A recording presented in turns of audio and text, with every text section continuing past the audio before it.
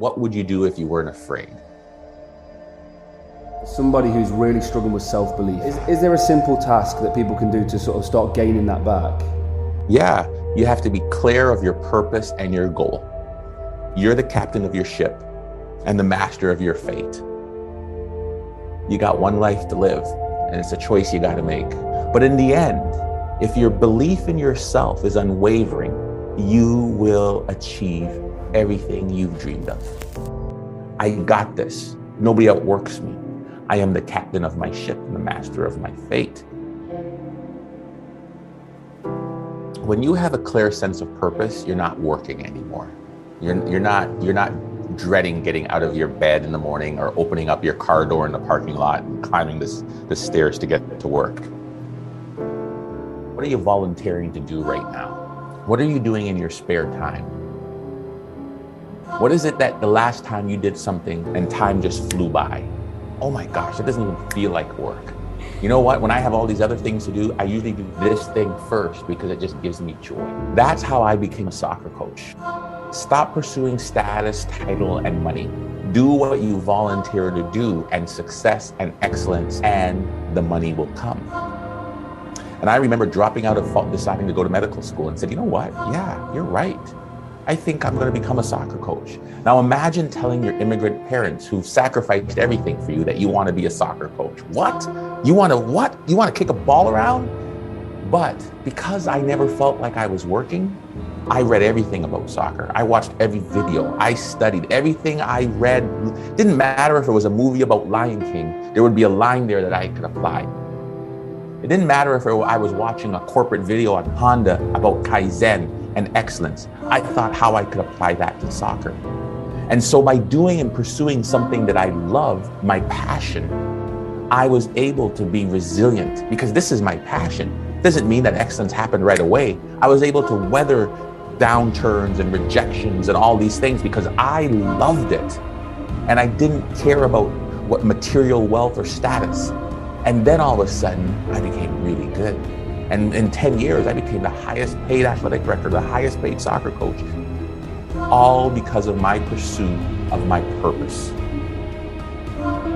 It's hard because, you got families, you got mortgages, you got car payments. It's hard. So in order to pursue your purpose, you've got to recognize it takes courage. And you have to be willing to sacrifice. I had a person who gave up his corporate job and decided to become a coach. And he was making $400,000 a year. And he became my assistant coach for $6,000. And for 5 years, he became an assistant coach because he wanted to learn. Fast forward 10 years later, he's coaching in the MLS, making more money than he did as a corporate person. So I will tell you, yes, I don't want to mislead any folks that are out there. It's scary. Your quality of life in terms of material possessions will probably go down. But your quality of life in terms of health, well-being, stress, hope, optimism, happiness will go way beyond anything you imagined. And I tell you this, the people who pursue hope, optimism, and purpose live way longer lives, have way less stress, recover from injury and surgery quicker than anybody else. So by the time you look at that big house, that mortgage, that fancy car, you got one life to live, and it's a choice you got to make. You have to be clear of your purpose and your goal. What is your goal? Whatever your goal is. And then it's important to recognize, okay, if this is the goal, what are the steps that I really need to do to accomplish that goal? You can't have these goals down, hidden away. They got to be front and center by your mirror, by your computer screen, by your refrigerator, by your work desk, wherever it is, so it's always at the front of your mind. Because if it's not in the front of your mind, something else will creep in there, right? Oh my gosh, my goal is to get this manager job. I got to finish this project. Hey, let's go out to the bar, guys, and party tonight. And I turn and look at my computer, it's like manager by age 25. Who are you surrounding yourself with? Equally committed people who have that same drive and discipline and purpose. What are the distractions? Don't spend and wait for them to surprise you. When you set your goal and you set your processes, write down the things that you know that are your slippery slopes.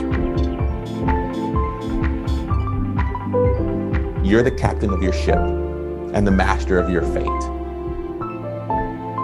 Nobody outworks me. When things didn't come quick and easy, and it took me longer, it doesn't matter how hard it is. Doesn't matter how long it takes. I'm gonna show up early. I'm gonna stay late, right? When I was being paid so much, everybody wanted, like, why? It's like, nobody outworks me. I don't care how long it takes. I was committed to being the very best.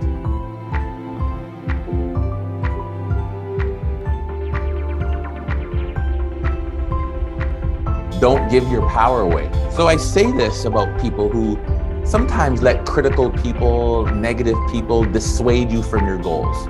There's always people out there who are going to tell you you're no good, that you don't have the ability. Are you crazy? That's a terrible idea. Why are you doing that? And all of a sudden, yeah, you're right. Yeah. And as soon as you let them take over, then you've given away your power. What I mean by that is you've listened to them and you've let them stop you in your tracks. And I'm like, what the heck? Who knows? Do you know? Like, imagine, I remember there's a lady one time that is like, that's a terrible idea. I don't even know who you are. I just met you. You don't know anything about me. So I don't care what you think, right? That's the way I want you to look at it. Sometimes we think about it as like, oh gosh, yeah, well, you must be an expert. You must be it, yeah. I write myself a self-confidence letter. Right? A letter to myself, my personal brag sheet, all the things I'm amazing at. And sometimes we're like, I got nothing, I don't know. I write it, then reach out to your friends. Can you give me 2 things you like about me? Right? Reach out to 4 of your friends and ask for 2 things they love about you in an email and read that to yourself. And what happens when you read that letter is it changes the chemistry in your body, what's called dopamine. So it's not just voodoo. Dopamine is what you call your happiness juice, your accelerant. It makes you feel really good. And when the dopamine is released in your body, you get this rush of endorphins that changes your mood and helps lift you from a downward spiritual cycle.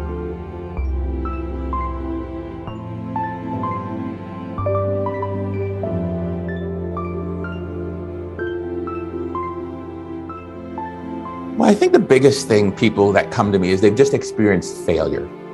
And they interpret that failure as the end of the road. They interpret their setback as their doom.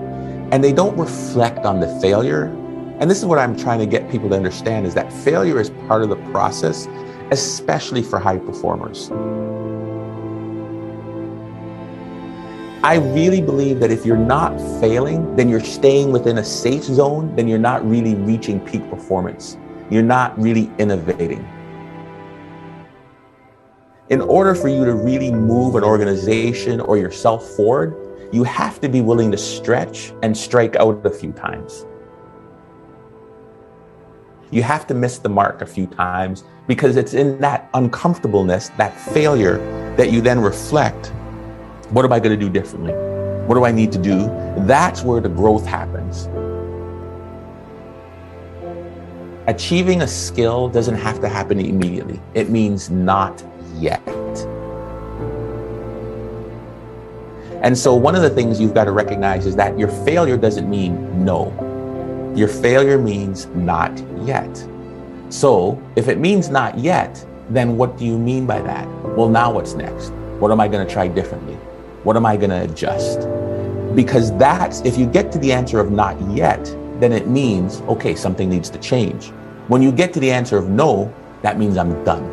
And so that's the answer I want you to tell yourself when you fail at something. It's like, okay, not yet.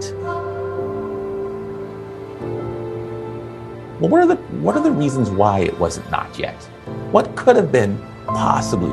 And if you write all those reasons down, if you think about all those reasons, okay, I'm gonna try this, I'm gonna try this, I'm gonna try this, I'm gonna try this. All right.